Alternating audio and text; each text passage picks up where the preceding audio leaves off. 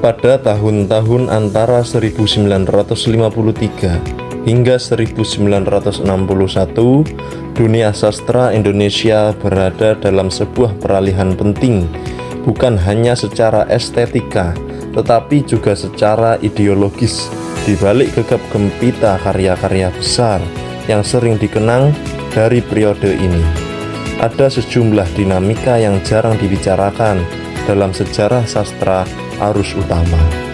Masa ini sering disebut sebagai masa pemanasan ideologis, ketika arah perkembangan sastra Indonesia mulai ditarik-tarik oleh kepentingan politik dan kebudayaan.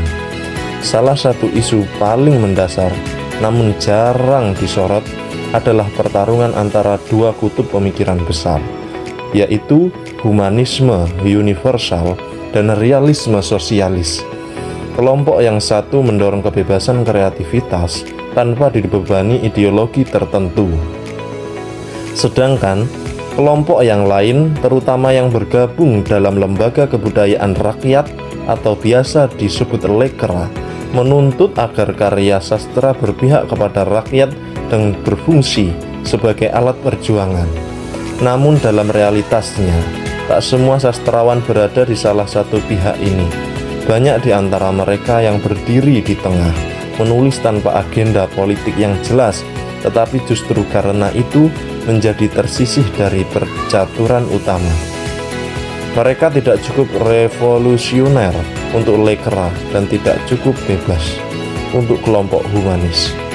Terdapat pun isu tersembunyi pada masa ini juga menyangkut bagaimana pemihakan ideologis ini bisa berdampak pada akses publikasi dan distribusi.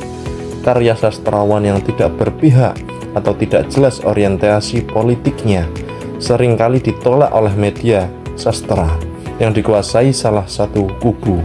Ini menyebabkan sejumlah karya yang sebenarnya kuat dari segi estetika tidak pernah terpublikasikan secara luas. 2. Ketimpangan representasi perempuan dan sastra daerah. Dalam bayang-bayang pertarungan tersebut, peran perempuan dalam sastra Indonesia juga mengalami pengabaian. Meskipun beberapa nama seperti N. Hadini mulai menulis dan menerbitkan karya pada masa ini, sumbangsih perempuan seringkali dianggap sebelah mata. Padahal, karya-karya mereka membawa suara yang berbeda. Pengalaman batin perempuan, persoalan domestik, cinta yang rumit, dan identitas perempuan dalam masyarakat pasca kemerdekaan. Dunia sastra yang saat itu sangat maskulin kerap meminggirkan suara-suara ini dan tidak memberikan ruang kritik yang cukup adil terhadap karya mereka. Hal lain yang luput dari perhatian banyak pembaca sejarah sastra adalah keberadaan sastra daerah.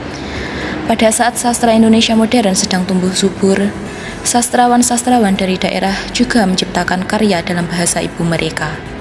Mereka tak hanya menjadi penerus tradisi lisan atau lokal, tetapi juga menciptakan modernitas dalam konteks masing-masing.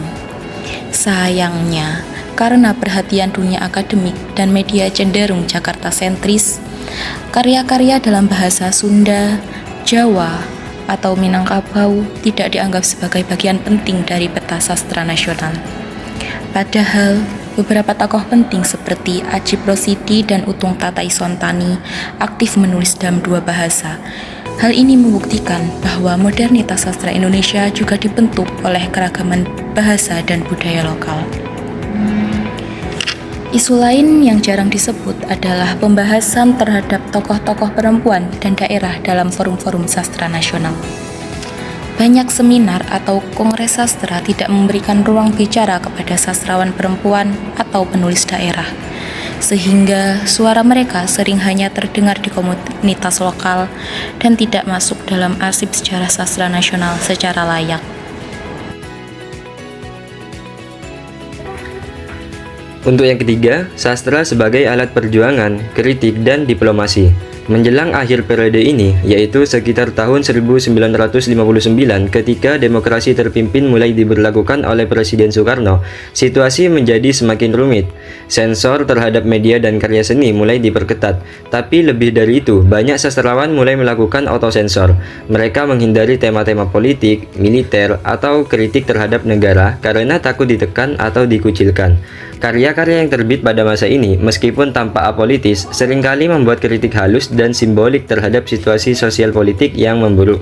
Hal ini menjadikan karya sastra sebagai bentuk perlawanan diam-diam, sebuah cara bertahan hidup di tengah tekanan ideologis. Majalah sastra pada masa ini bukan hanya tempat menerbitkan cerpen atau puisi, tapi juga arena pertarungan kebudayaan. Di balik editorial dan esai-esai kritik sastra yang tajam, ada gesekan antara kelompok nasionalis, kelompok kiri, dan kelompok liberal.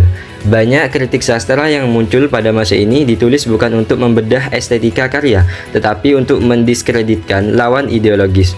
Dunia kritik pun menjadi ladang ideologis, tempat kata-kata dipertajam menjadi senjata.